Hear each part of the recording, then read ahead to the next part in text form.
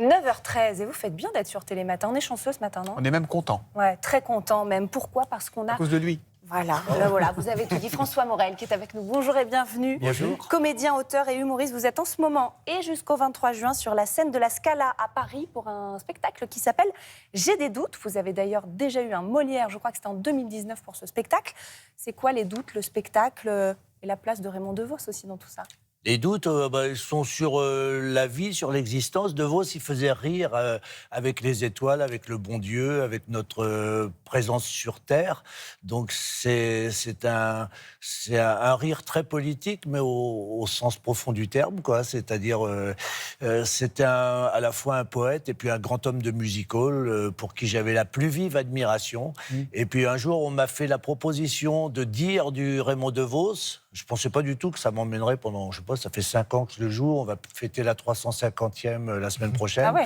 Et au départ, ça devait être juste une représentation à 11h du matin au Théâtre des Champs-Élysées pour lui rendre hommage 10 ans après sa mort. Et puis en fait, ça s'est développé. Et puis on a fait un spectacle dans lequel on est extrêmement heureux.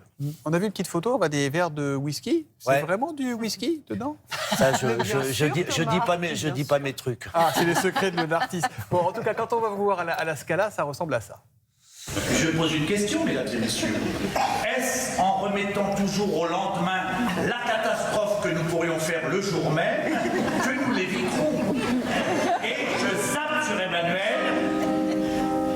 Elle avait tout dévoilé.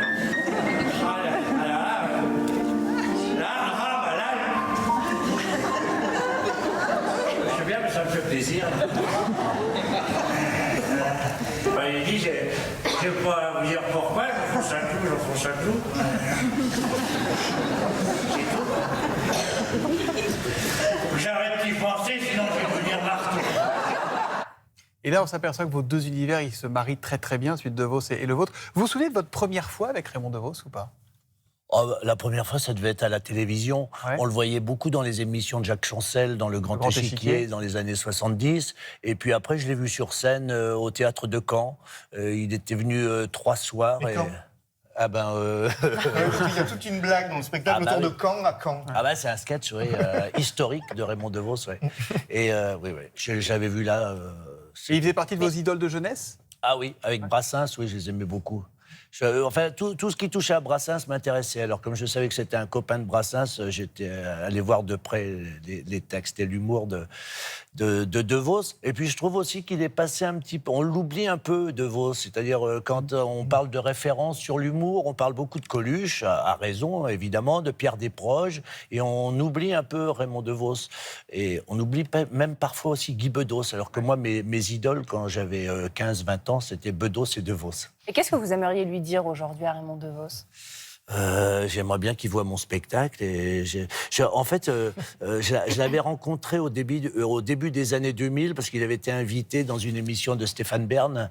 Et je lui avais fait justement, j'avais imaginé une rencontre entre Dieu et DeVos. Deux forts égaux, quoi, qui se rencontrent. Ça lui avait plu? Et ça lui avait plu. Et il m'avait dit, j'ai mes 80 ans la semaine prochaine, je ne sais pas si c'était Antenne 2 au début des années 2000 ou France 2. On était à la frontière. Ouais, je pense, alors, France 2. c'était France 2. France 2 me rend hommage la semaine prochaine. J'aimerais bien que vous veniez pour me dire ce texte-là. Donc je savais que ça lui avait plu. Et le spectacle s'ouvre sur ce dialogue entre DeVos et Dieu. Bon, il paraît que vous étiez un gamin très timide et qu'il y a une chanson qui a été un déclencheur pour vous, c'est celle-là. Je construis Ouais. Les marionnettes. Christophe, vous nous racontez? Ah, non, mais ça devait être la communion de ma sœur. Ouais. Donc, c'était au début des années 60. Et j'avais préparé cette chanson-là parce que ça chantait beaucoup dans ma famille au moment du café, dans les grandes cérémonies comme ça, mariage, communion, etc. Et j'avais chanté ça et je me souviens de l'émotion formidable du trac que j'avais eu avant, du bonheur au moment où j'étais monté sur la table et où j'avais fait ma chanson, et de la fatigue après quand j'étais sorti. C'est comme ça encore quand vous faites vos Eh ben, spectacles ou pas? je me suis dit, oui, finalement, toute ma vie, ça a été ça, quoi. Un peu un trac, une tension, et puis le moment où ça se passe, je finis souvent assez heureux et épuisé quand je sors de scène. Est-ce que vous avez des doutes encore aujourd'hui? Et lesquels, puisque votre spectacle parle de doutes? Oh, ben, j'ai des doutes, oui. Ça serait bizarre de C'est pas des doutes, des grands doutes existentiels ou c'est des choses... Oui, c'est des petits doutes aussi de la vie de tous les jours. Et puis, il y a toujours quand même l'inquiétude que le rendez-vous avec les spectateurs, par exemple, se passe pas très bien. La salle vide, la salle qui rit pas, la salle qui réagit oui, pas comme il la faut. salle qui rit pas, on n'aime pas ça quand même. Ouais. Ça peut arriver, mais pas trop, là, depuis un moment, tant mieux. Il y en a un qui a traversé des périodes de doute, mais qui tenait à vous remercier ce matin. C'est Valentin. Vous connaissez Valentin Ça me dit quelque Ça vous chose. dit quelque chose, c'est votre fils, il a un message pour vous. Ah ouais? Salut papa, les équipes de Télématin m'ont demandé de faire une vidéo pour toi où je te poserai une question ou alors où je te demanderai de raconter une anecdote, mais j'ai pas trop trouvé d'idées. Donc je vais plutôt en profiter pour te remercier d'être venu me chercher il y a quelques années dans ma chambre, dans un moment où j'étais un peu sombre et démuni, pour me proposer d'écrire avec toi un dictionnaire. Depuis ce jour-là, je vis des choses extraordinaires avec toi que j'aurais même pas osé rêver.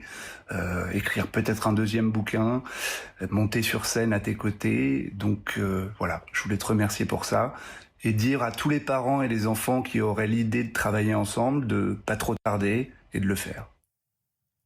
C'est émouvant quand même, non? Je suis ému. C'est vrai. Ouais, c'est joli. Eh ben ouais, je pense que ça va changer vraiment notre relation. Et puis, je crois, il devait penser, je le prenais pour un branleur. Alors, des fois, c'était vrai. Hein. Mais en fait, j'ai vu qu'au moment où on lui proposait une chose et où on lui faisait confiance, il avait besoin sûrement d'avoir ma confiance. Et évidemment, je lui ai donné avec bonheur.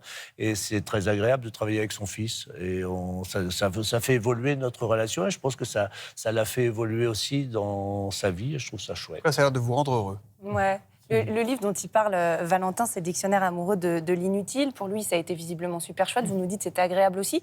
Il y a quand même eu parfois des moments de tension où finalement c'était toujours comme dans du beurre. entre guillemets. Il y a eu des moments de tension dans notre relation avec Valentin, mais pas spécialement Pas autour sur du l'écriture du dictionnaire. Non, c'était assez ludique. On s'est amusé tous les mois, on s'envoyait des articles et donc on essayait de surprendre, d'émouvoir, d'amuser l'autre et ça a marché sur 500 pages. Quand même, 500 pages. Du coup, on va faire une petite interview utile ou inutile. Très rapidement, comme ça vient. Ouais. Les JO à Paris, utile ou inutile? Moi,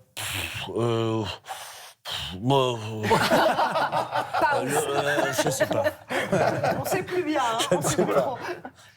Joker, vous avez utilisé votre joker. Allez, la question suivante. Les chaussettes rouges, utiles ou inutiles? Bah, utile pour le pape, notamment. Et pour vous aussi, non? Moi aussi. Ouais, Vous en avez là? Bah, pour De Vos, c'est bien. Parce que comme j'ai un... Là? Non, vous n'avez pas les choses. Non, j'ai les À poids. chaussettes de Gilbert Bécaud. Ah, absolument. Vous faites tout le showbiz, en fait. Les cours de trompette, utile ou inutile? Bah, très utile, Ah. ouais. Vous en Vous avez pris, il paraît. Ouais, bien sûr. Beaucoup. Je joue, non, pas énormément. Pendant 6 mois, ouais, je joue de la trompette. Mais vous jouez quand même au moins 30 secondes. dans le spectacle. Ouais. Éric Truffaz m'a félicité. Il est venu me voir un soir, il m'a félicité.